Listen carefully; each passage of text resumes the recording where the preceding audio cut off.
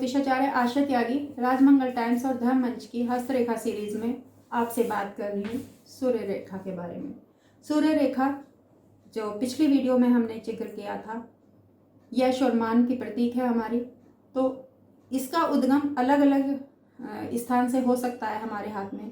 जिस स्थान से इसका उद्गम होगा उसी ग्रह का इस पर प्रभाव आ जाता है। हमने अब तक राहु क्षेत्र से जो उदय होता है उस रेखा के बारे में पढ़ा था। अब हम नेक्स्ट पढ़ते हैं कि अगर ये रेखा हमारी केतु से प्रारंभ होगी तो क्या होगा। केतु से प्रारंभ होकर और अनामिका के मूल तक पहुंच जाएगी तो इसका क्या होगा कि ये रेखा जो है बहुत सुंदर, स्पष्ट और लालिमा लिए हुए होगी।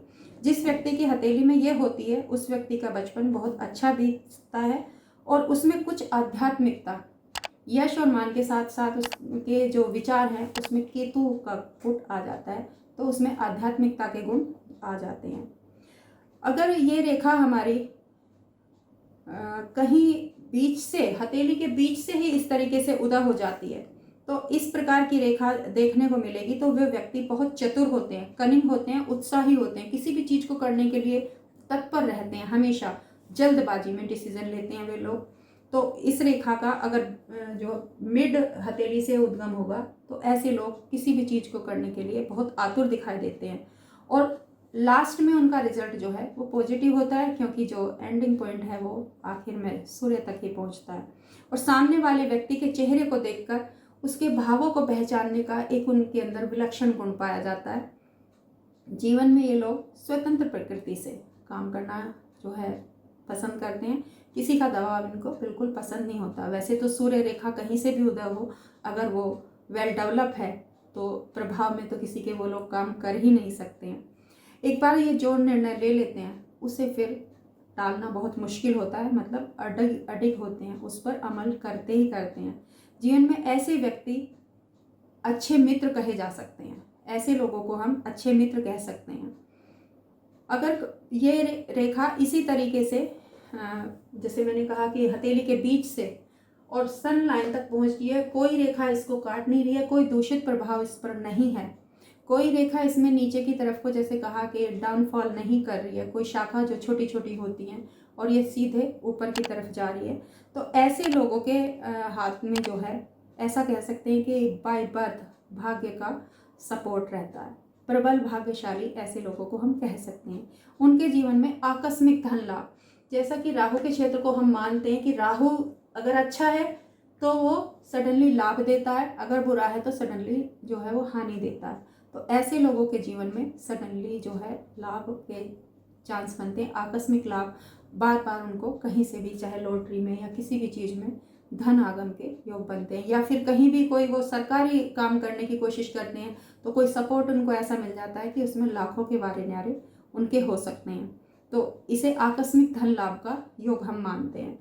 समाज में भौतिक दृष्टि से इनके जीवन में किसी प्रकार की कोई कमी नहीं रहती है और सभी दृष्टियों से ये लोग जो है सुखी और सफल कहे जाते हैं। अगर नेक्स्ट आता है हमारा कि अगर ये सिर्फ बुध पर्वत से ही, यहीं से छोटी सी एक रेखा इस तरीके की शेप लिए हुए हो, ये तो हम बोल रहे थे कि बड़ी बड़ी रेखाएं, अगर सिर्फ इतनी सी सन रेखा हो हमारी तो उसका क्या होगा।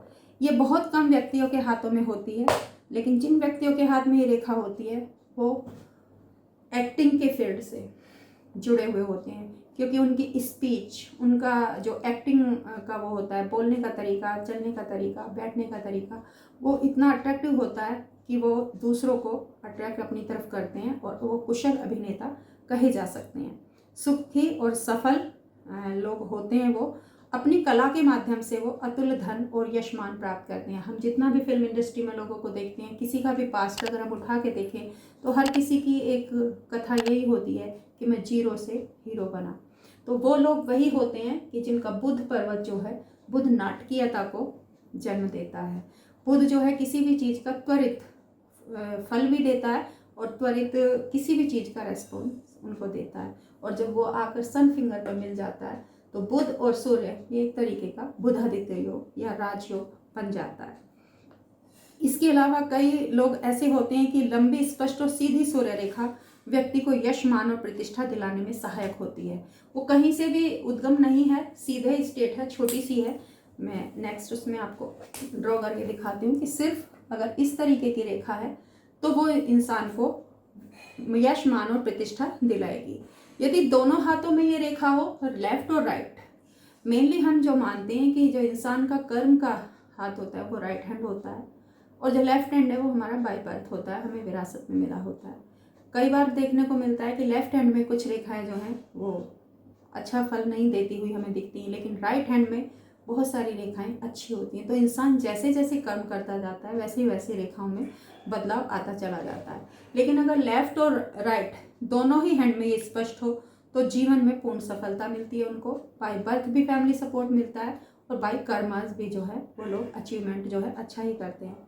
यदि ये रेखा पूर्ण लंबाई लिए हुए और बिना कहीं से कटे फटे हो तो उसे जीवन में कोई कमी नहीं रहती। यश मान की तो कमी रहती ही नहीं है।